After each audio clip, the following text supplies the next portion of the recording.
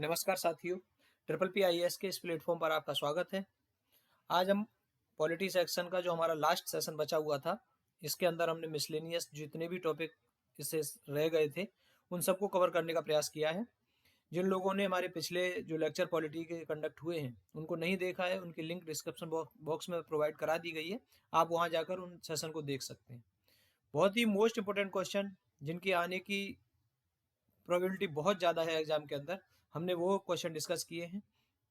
तो आप उनको वहाँ से जाकर देख सकते हैं और अपनी पॉलिटी सेक्शन की तैयारी को और बेहतर बना सकते हैं। आगे इसके बाद हम हिस्ट्री सेशन स्टार्ट करेंगे। इसके 2 सेशन हम पहले कर चुके हैं। बाकी का जो रिमेनिंग पार्ट है उसे हम कल से मोस्ट प्रोबेबली आगे बढ़ाएंगे। तो आज हम बिना देरी किए हुए शुरू करते हैं पॉलिटी का लास्ट सेशन। सबसे पहला जो पॉइंट है वो है कि भाग 15 भारतीय संविधान का, जिसके आर्टिकल 324 से 329 तक निर्वाचन से संबंधित उपबंध शामिल किए गए हैं। यानी आपको यहाँ बताया गया है कि पहले आपको दो चीजें कि भाग 15 यानी पार्ट 15 जो संविधान का है और जिसके अंदर आर्टिकल 324 से 329 तक के प्रावधान है देखने को मिलते हैं, उनका संबंध किससे, तो आप बता पाएंगे कि उनका संबंध निर्वाचन से है। निर्वाचन से संबंधित विधियां, निर्वाचन से संबंधित और भी कार्यक्रम हैं, उनके संबंध में सारा ब्यौरा भाग 15 में देखने को मिलेगा। इसमें जो और इम्पोर्टेंट आर्टिकल हैं उनको हमने लिखा है नीचे। 324 जो आर्टिकल होता है यह इलेक्शन कमीशन ऑफ इंडिया से संबंधित है, यानी भारतीय निर्वाचन आयोग से संबंधित। आर्टिकल 325 है, इसमें बताया गया है कि जो मताधिकार है वो समानता पर आधारित होगा, यानी कि किसी भी व्यक्ति को मतदाता सूची में नाम शामिल करने के लिए केवल धर्म, नस्ल, जाति, लिंग अथवा इनमें से किसी एक के आधार पर अपात्र नहीं हो सकता है। मतलब इन जो आधार इनका वर्णन किया गया है जिसमें धर्म, नस्ल, जाति, लिंग अथवा इनमें से किसी एक के आधार पर ना तो उसे अपात्र घोषित किया जा सकता है और ना ही इनमें से किसी भी आधार पर उसे पात्र घोषित किया जा सकता है। यानी यहाँ पर इक्वलिटी का ध्यान रखा जाएगा और वयस्क मताधिकार प्रदान किया जाएगा, यानी जो व्यक्ति मतदाता बनने की एलिजिबिलिटी रखता होगा उसे मतदाता सूची में शामिल किया जाएगा। इसके लिए 18 वर्ष की आयु कंप्लीट कर लिया हो वह व्यक्ति, यदि किसी विधि के विरुद्ध विधि के माध्यम से उसे अवरुद्ध अगर नहीं किया गया है तो उसे सूची में शामिल किया जा सकता है। आर्टिकल 326 किससे संबंधित है, तो यह बता रहा है कि लोकसभा और राज्यों की जो विधानसभा है उनके निर्वाचन वयस्क मताधिकार के आधार पर होगा। तो यह डिस्कशन हम पहले ही कर चुके कि वयस्क मताधिकार से तात्पर्य क्या है कि सिटीजन ऑफ इंडिया हो जिसकी उम्र 18 वर्ष पूर्ण हो और भारत की किसी विधि के द्वारा उसे मतदाता सूची में शामिल होने के लिए अवरुद्ध न किया गया हो, यानी उसे जो भारत की विधि है उसके तहत चित्तवृत्त और अपराध या भ्रष्टाचार या अवैध आचरण के आधार पर निरर्हता सूची में शामिल ना किया गया हो। आगे बढ़ेंगे और हम देखेंगे सेकंड पॉइंट है, प्रथम आम चुनाव के बाद 4 राजनीतिक दलों को राष्ट्रीय दल के रूप में मान्यता प्राप्त हुई। कल हमने आपको राष्ट्रीय दल, नेशनल पार्टी और रीजनल पार्टी के संबंध में जो भी प्रावधान है, शर्तें हैं, उनको डिस्कस किया था। तो तत्कालीन समय में जो शर्तें थीं, 1952 में प्रथम आम चुनाव संपन्न हुआ। फर्स्ट इलेक्शन 1952 में संपन्न हुआ। इस चुनाव के बाद वर्ष 1953 में इस चुनाव में प्रदर्शन के आधार पर 4 राजनीतिक दलों को राष्ट्रीय दल के रूप में मान्यता प्रदान की गई। इस जो 1952 का पहला चुनाव हुआ था, इसमें 14 रजिस्टर्ड पार्टियां थी, रजिस्टर्ड पार्टी के रूप में शामिल हुई थी, यानी चुनाव आयोग के पास जिनका रजिस्ट्रेशन था वो 14 पार्टी इस चुनाव में शामिल हुई थी। उनमें से प्रदर्शन के आधार पर 1953 में 4 पार्टियों को राष्ट्रीय दल के रूप में मान्यता प्रदान की गई।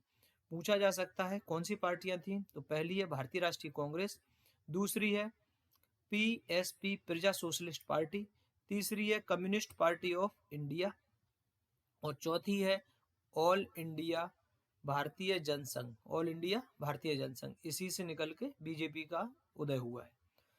तो यह क्वेश्चन आप याद रखेंगे। नेक्स्ट है RPA act 1950, representation of people act 1950। इस अधिनियम को लोकसभा, विधानसभाओं और विधान परिषदों की सीटों के आवंटन के उद्देश्य से किया गया है। यानी ये बता रहा है कि आरपीए 1950 जो है इसका अधिनियमन, यानी इसे बनाने का मुख्य उद्देश्य क्या है, तो उसमें आप देखेंगे लोकसभा, विधानसभा और विधान परिषद में सीटों के आवंटन का उद्देश्य से इसका अधिनियमन किया गया है।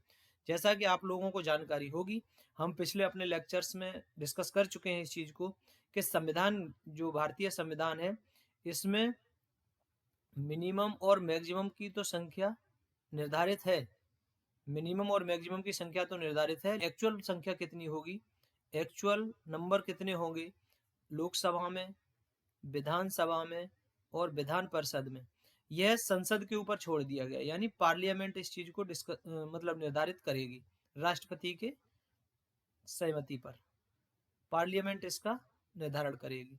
तो इस चीज के निर्धारण के लिए ही पार्लियामेंट ने आरपीए एक्ट 1950 को अधिनियमित किया है, पारित किया है।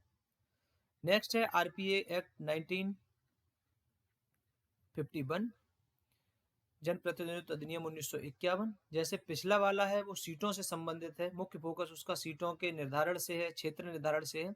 उसी प्रकार से आरपीए अधिनियम 1951 का है, इसने क्या किया है कि संसद और राज्य विधायिकाओं के लिए अर्हता एवं अयोग्यता, एलिजिबिलिटी क्या होनी चाहिए और अयोग्यता किस आधार पर निर्धारित होगी, एक संसद की और राज्य विधायिका के सदस्यों की, उसका निर्धारण आरपीए एक्ट 1951 में। संविधान में जो वर्णित उपबंध हैं उनके अलावा जो प्रावधान शामिल किए गए हैं उन्हें आरपीए अधिनियम 1951 के तहत शामिल किए गए हैं।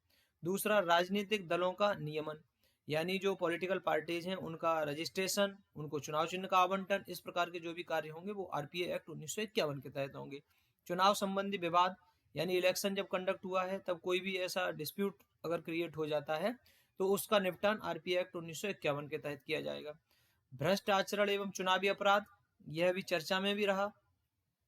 इसका जो आरपीए एक्ट की धारा है एक 8(3), यह अभी चर्चा में रही। इसी के आधार पर भ्रष्ट आचरण और चुनावी अपराध के संबंध में जो सदस्य हैं उनकी निरर्हता का प्रावधान देखने को मिलता है। उपचुनाव और रिक्तियां भरने की समय सीमा आरपीए एक्ट 1951 में है। बाई इलेक्शन जो कंडक्ट होते हैं उनको कितने समय सीमा के भीतर भरा जाएगा, इसका प्रावधान आरपीए एक्ट 1951 में देखने को मिलता है। नेक्स्ट है, उसमें देखा गया है चुनाव चिन्ह, आरक्षण और आवंटन आदेश 1968। यह आपको याद रखना है कि चुनाव चिन्ह से संबंधित जो एक एक्ट है वो कब का है, चुनाव चिन्ह, आरक्षण एवं आवंटन आदेश 1968। यह आपको याद इसलिए रखना है कि महाराष्ट्र में अभी जो टसल हुई, पॉलिटिकल टसल, इसमें देखो शिवसेना का विघटन हुआ, ओरिजिनल शिवसेना कौन है, चुनाव चिन्ह किसको मिलेगा। इसी प्रकार महाराष्ट्र में ही एनसीपी का विघटन हुआ, इसमें ओरिजिनल एनसीपी कौन है, इस एनसीपी का जो सिंबल है इसका इस्तेमाल कौन कर सकता है। इस प्रकार के बहुत सारे जो न्यूज हैं चर्चा में रहे हैं, इसलिए ये पूछा जा सकता है कि चुनाव चिन्ह, आरक्षण एवं आवंटन आदेश 1968 संसदीय एवं विधानसभा क्षेत्र से संबंधित राजनीतिक दलों को मान्यता के लिए इलेक्शन सिंबल के आरक्षण और तथा आवंटन के प्रावधान करता है। आपको ये याद रखना यह है कि चुनाव चिन्ह, आरक्षण, आवंटन आदेश कब का है, 1968 का है। नेक्स्ट आगे बढ़ेंगे। आप लोगों को यदि हमारा ये सेशन जो चल रहा है पसंद आ रहा है तो आप ज़्यादा से ज़्यादा लाइक करें, शेयर करें अपने दोस्तों के साथ, ताकि और लोग भी इसका लाभ उठा सकें। और यदि हमारा चैनल पे आप नए हैं तो इसको सब्सक्राइब करें, ताकि मुझे भी मोटिवेशन मिलता रहे कि हमारा बताया हुआ काफ़ी लोगों तक पहुंच रहा है और लोग इसको पसंद कर रहे हैं। नेक्स्ट जो क्वेश्चन है उसको हम देखेंगे कि इलेक्शन रिफॉर्म जो है लाए गए हैं उनसे संबंधित समितियां हैं, यानी इन समितियों के द्वारा इलेक्शन रिफॉर्म से संबंधित प्रावधान सुझाए गए हैं। किसकी मानी गई है, नहीं मानी गई है, ये अलग क्वेश्चन है, लेकिन इसके संबंधित जो समिति को हम देखेंगे, दिनेश गोस्वामी समिति है 1990 की, इसका संबंध किससे, चुनाव सुधार से। बोहरा समिति है 1993 की, बोहरा समिति अपराध और राजनीति के बीच गठजोड़ की जांच हेतु इसका गठन किया गया था, बोहरा समिति का। और इस समिति ने सुझाव भी दिया था कि राजनीति और अपराध और राजनीति के बीच में बहुत गहरा गठजोड़ इस समिति के द्वारा फाइंडिंग में देखा गया था। एक नई समिति थी इंद्रजीत गुप्ता समिति, वो समिति थी 1998। ये क्रम से भी आपको याद रखना होगा। 1990 की इंद्रजीत गुप्ता है, बोरा समिति 93 की है, 98 की इंद्रजीत गुप्ता समिति है। इसने क्या कहा था कि चुनाव खर्च सरकार के द्वारा वहन करने पर गठन किया गया था। यहाँ पर ये चुनाव खर्च सरकार के द्वारा वहन करने का विचार इसलिए आया था कि चुनाव में जो ब्लैक मनी का इस्तेमाल होता है, इसको रोकने के लिए इस समिति ने यह सुझाव दिया कि चुनाव जो खर्च है वो सरकार द्वारा वहन किया जाए। यानी जो निर्धारित लोकसभा और विधानसभा के चुनाव हैं, इनमें जो चुनाव का खर्च है वो सरकार वहन करे, न कि राजनीतिक दल। ऐसा, और यह इसका जो आवंटन होगा वो चुनाव में पार्टी के परफॉर्मेंस के आधार पर होगा। इस प्रकार के सुझाव इंद्रजीत गुप्ता समिति के द्वारा सुझाए गए थे। संविधान के कामकाज के लिए समीक्षा के लिए एक राष्ट्रीय आयोग का गठन किया गया था 2002 में। ये वेंकट चलैया की अध्यक्षता में इसका गठन किया गया था। वेंकट चलैया जी की अध्यक्षता में इसका गठन किया गया था। इस समिति ने भी, यह जो राष्ट्रीय आयोग संविधान समीक्षा का था, इसने भी चुनाव सुधार से संबंधित कुछ सिफारिश प्रावधान सामने लाए थे, यानी कुछ प्रावधान इसके द्वारा भी सुझाए गए थे। उसी प्रकार से हम देखेंगे 2010 में एक तनख्वाह समिति का गठन किया गया था। यह चुनाव कानून और चुनाव सुधारों से जुड़े तमाम सवालों को देखने के लिए इसका गठन किया गया था। आप याद रखेंगे, इंद्रजीत गुप्ता समिति जो 98 की हो गई है। सबसे पहले दिनेश गोस्वामी समिति है 90 की, फिर बोरा समिति है 93 की, इंद्रजीत गुप्ता समिति 98 की।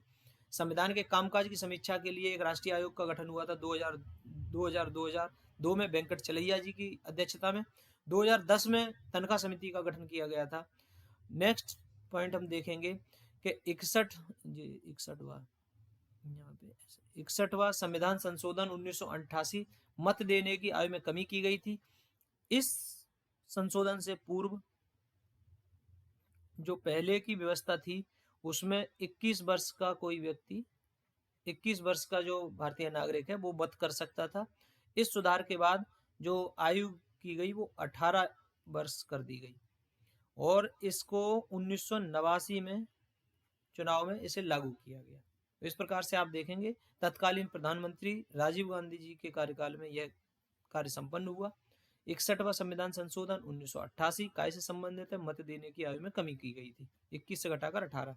नेक्स्ट देखेंगे ईवीएम का प्रयोग से संबंधित एक क्वेश्चन है, electoral voting, electrical voting machine, EVM का full form electronic voting machine, EVM. इसको आप याद रखेंगे कि गोवा विधानसभा चुनाव में पहली बार पूरे राज्य के स्तर पर 1999 में ईवीएम का प्रयोग हुआ। भारत में यदि हम ईवीएम के संबंध में बात करें तो ईवीएम यानी इलेक्ट्रॉनिक वोटिंग मशीन, इसका प्रयोग पहली बार प्रायोगिक तौर पर 1998 में राजस्थान, मध्य प्रदेश और दिल्ली विधानसभा के चुनावों में किया जा चुका था। लेकिन पूरे राज्य के स्तर पर यदि हम देखें तो 1999 में इसका प्रयोग गोवा विधानसभा के चुनाव में किया गया था। यह क्वेश्चन आप याद रखेंगे। प्रायोगिक तौर पर यानी प्रैक्टिकल के रूप में इसका यूज तो राजस्थान, मध्य प्रदेश और दिल्ली विधानसभा के चुनाव में हुआ। कब? 1998 में। जबकि पूरे राज्य स्तर पर यदि हम चुनाव की बात करें ईवीएम के माध्यम से तो गोवा ऐसा पहला राज्य बना। आगे बढ़ेंगे, अब वीवीपैट के संबंध में बात करेंगे। चुनाव में भ्रष्टाचार को समाप्त करने और चुनाव में ट्रांसपेरेंसी सुनिश्चित करने के लिए वीवीपैट का इस्तेमाल किया जा रहा है। वीवीपैट का मतलब है voter verifiable paper audit trail. इसका पहली बार प्रयोग 2013 में नागालैंड के नौकासेन विधानसभा चुनाव में किया गया था। इसके अंदर क्या होता है कि ये एक मशीन है जो ईवीएम से जुड़ी रहती है। ईवीएम से यह जुड़ी रहती है। इसमें वोट डालने के बाद एक पर्ची आती है 7 सेकंड के लिए, एक पर्ची 7 सेकंड के लिए आती है। इसमें जो प्रत्याशी है उसका क्रमांक, उसका चुनाव चिन्ह और आपके द्वारा डाला हुआ मत, इसके संबंध में विवरण प्रस्तुत किया जाता है। यह ट्रांसपेरेंट एक मशीन के अंदर यह पर्ची निकल के आती है, 7 सेकंड तक सामने रहती है और उसके बाद यह पर्ची वहीं पे ड्रॉप डाउन हो जाती है। ये आप लेके नहीं जा सकते हो, बस आपके सेटिस्फेक्शन के लिए है कि हमने जो मत दिया है वो जो हमने मत किया है वो वहीं पर हुआ है, कहीं इधर उधर नहीं हुआ है। इसके लिए वीवीपैट का इस्तेमाल किया जा रहा है। पहली बार इसका प्रयोग 2013 में नागालैंड के नौकासेन विधानसभा में हुआ था। और लोकसभा की यदि हम बात करें तो लोकसभा में 2014 के लोकसभा में 8 चुने हुए लोकसभा चुनाव क्षेत्र में वीवीपैट का उपयोग किया गया था। वीवीपैट की फुल फॉर्म हमने आपको बताई दी है, voter verifiable paper audit trail, यह इसकी फुल फॉर्म है। नेक्स्ट है चुनावी बॉन्ड की शुरुआत वर्ष 2018 में की गई थी। इलेक्टोरल बॉन्ड आपको याद रखना होगा कि इसकी घोषणा जो हुई थी वो जो केंद्र सरकार का बजट आता है 2017-18 उसमें की गई थी, जबकि इसकी शुरुआत वर्ष 2018 में की गई थी। चर्चा में हाल ही में इसलिए है कि सुप्रीम कोर्ट ने इस पे अस्थायी रूप से रोक लगा दी है। अभी हाल ही में कल का ही डिसीजन है सुप्रीम कोर्ट का, आप इसे याद रखेंगे। इसके अंदर क्या होता है, चुनावी बॉन्ड को लाने का जो उद्देश्य बताया गया था वो बताया गया था कि जो राजनीतिक दलों को फंडिंग होती है उसमें पारदर्शिता लाई जा सके, लेकिन अभी इसमें बहुत ज़्यादा अपारदर्शिता के आरोप लगाए गए। इस वजह से चुनावी बॉन्ड का जो विपक्षी पार्टियां हैं उनके द्वारा बड़े जोर शोर से विरोध किया जा रहा है। इसमें जो बॉन्ड की रकम रखी गई थी वो 1000 थी, 10,000, 1,00,000, 10 लाख और 1 करोड़ रखी गई थी। इस प्रकार से चुनावी बॉन्ड खरीदे जा सकते थे इन्हीं क्रम में। और इनका चुनावी बॉन्ड जो लिए जाते थे इसमें खरीदने वाले के और प्राप्तकर्ता दोनों में से किसी की पहचान इस पर नहीं रहती थी, ये गुप्त रखा गया था। और जो राजनीतिक दल हैं जिनको यह बॉन्ड दिया जाता था वो एक निर्धारित जो बैंक है, स्टेट बैंक ऑफ इंडिया की शाखा है, उसमें उसको जमा करके उस बॉन्ड की जो रकम है उसे प्राप्त कर सकते हैं।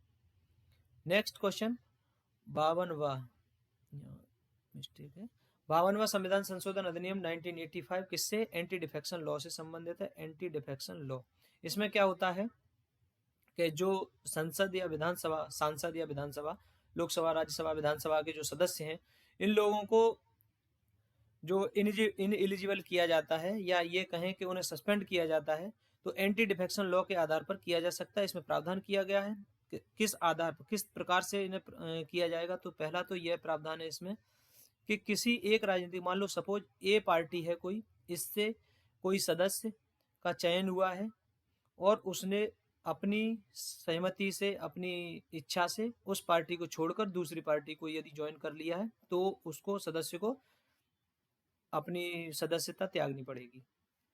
दूसरा पॉइंट होगा इसमें कि यदि कोई ए पार्टी से सदस्य निर्वाचित हुआ है और उसने अपनी पार्टी लाइन के जो निर्णय हैं उनसे हटकर कोई मत दिया है संसद में या विधानसभा में, और या अपनी पार्टी के जो निर्णय हैं, जो निर्देश हैं उनका उल्लंघन किया है और इस संबंध में उसकी पार्टी के द्वारा 15 दिन के अंदर उसे माफ नहीं किया गया है तो इस प्रावधान के, इसमें एंटी डिफेक्शन लॉ के अंदर उसे सस्पेंड किया जाएगा, यानी उसकी सदस्यता से मुक्त किया जा सकता है। तीसरा पॉइंट इसमें है कि यदि कोई निर्दलीय सदस्य है और वह चुनाव जीतने के बाद किसी दल की यदि सदस्यता ग्रहण कर लेता है तो उसकी सदस्यता चली जाएगी। चौथा पॉइंट है इसमें, यदि कोई नाम निर्देशित सदस्य यानी नॉमिनेटेड जो मेंबर हैं, जैसे राज्यसभा में 12 सदस्य राष्ट्रपति के द्वारा जो नॉमिनेट किए जाते हैं, यदि ये सदस्य अपने नॉमिनेशन के 6 माह के बाद यदि किसी दल की सदस्यता ग्रहण करते हैं तो इनकी भी सदस्यता चली जाएगी। अपवाद के रूप में इसमें रखा गया है कि यदि कोई स्पीकर के रूप में चयनित हो जाए, स्पीकर के रूप में, तो उसे अपने दल की सदस्यता त्याग सकता है और उसकी सदस्यता बर्खास्त नहीं की जा सकती है। माने कोई यदि स्पीकर चुन लिया जाता है और उसके बाद वो अपनी दल की सदस्यता से त्यागपत्र दे देता है तो उसे अपनी जो लोकसभा की या विधानसभा की सदस्यता है उससे मुक्त नहीं किया जा सकता है, किया जाएगा। यदि हम बात इंग्लैंड की करें तो इंग्लैंड में इस प्रकार का प्रावधान देखने को मिलता है कि जो स्पीकर होता है वो नियुक्त होने के बाद अपने दल की प्राथमिक सदस्यता से इस्तीफा दे देता है। भारत में इस प्रकार का कार्य अभी देखने को नहीं मिलता है क्योंकि पारदर्शिता बनी रहे, ट्रांसपेरेंसी बनाए रखने के लिए जो स्पीकर होता है उसे दलीय जो गतिविधियां हैं उनसे ऊपर उठकर समस्त सदन की जो गतिविधि हैं उनको संचालन करने के लिए सभी सदस्यों का सहयोग चाहिए होता है, इसलिए उसे दलगत राजनीति से ऊपर उठकर अपने कार्य का अंजाम दिए जाने के लिए आगे बढ़ना चाहिए, ताकि जो लोकतंत्र है, जो संसदीय परंपराएं हैं, उनको बेहतर ढंग से निर्वहन किया जा सके।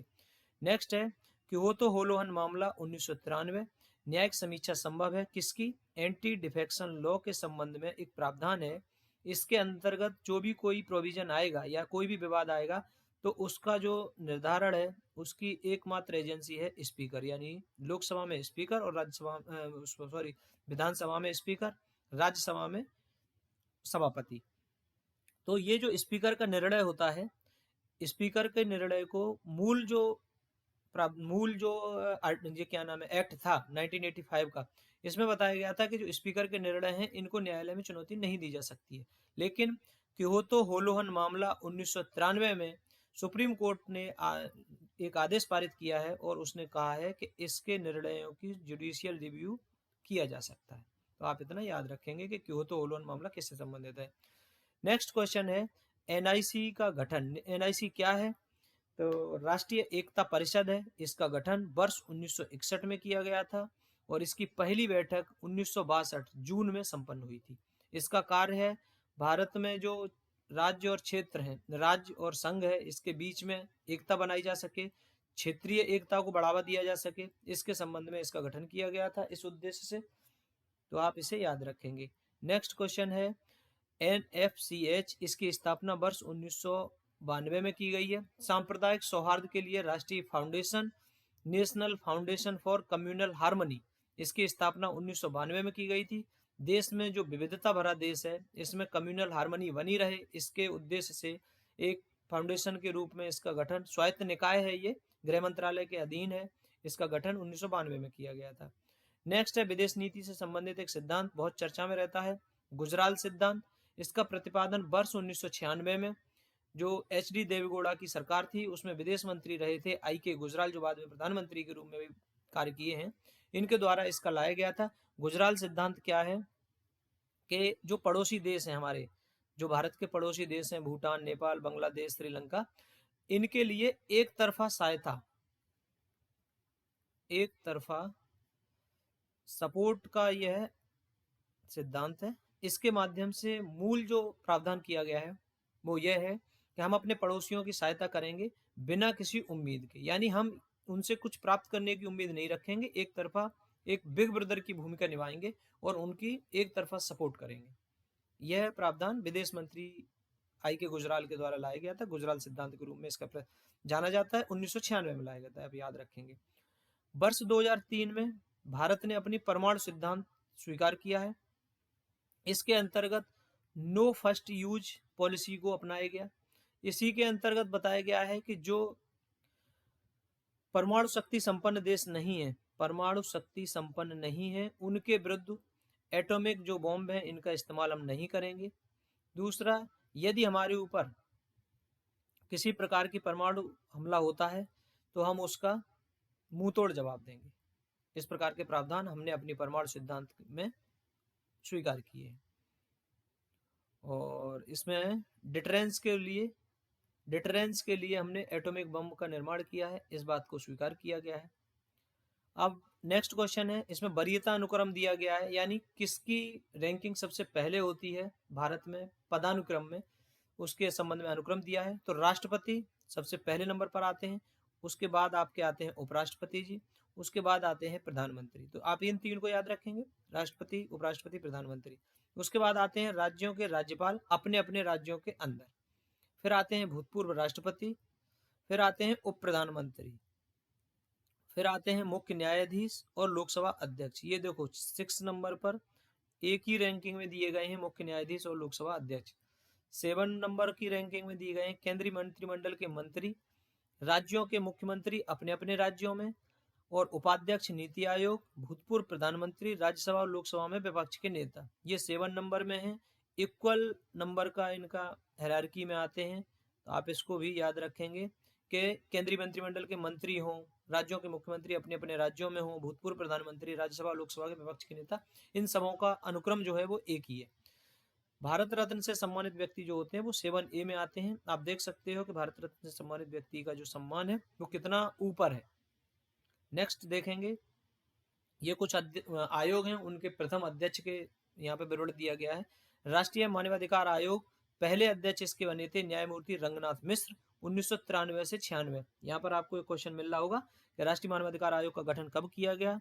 1993 में। पहले अध्यक्ष कौन थे? न्यायमूर्ति रंगनाथ मिश्र जी थे। राष्ट्रीय महिला आयोग की पहली अध्यक्ष कौन थी? तो बताएंगे आप, जयंती पटनायक जी थी। 1992 से 95 तक इनका कार्यकाल रहा। भारत के प्रथम CAG comptroller and auditor general वो थे बी नरहरि राव। इनका जो कार्यकाल था 1948 से 54 तक का था। भारत के पहले महान्यायवादी के रूप में MC शीतलवाड़ जी के द्वारा काम किया गया था 1950 से 63 तक। नेक्स्ट हम देखेंगे भारत के प्रथम चुनाव आयुक्त ये कौन थे? तो सुकुमार सेन जी थे 1950 से 1958 तक इनका कार्यकाल रहा।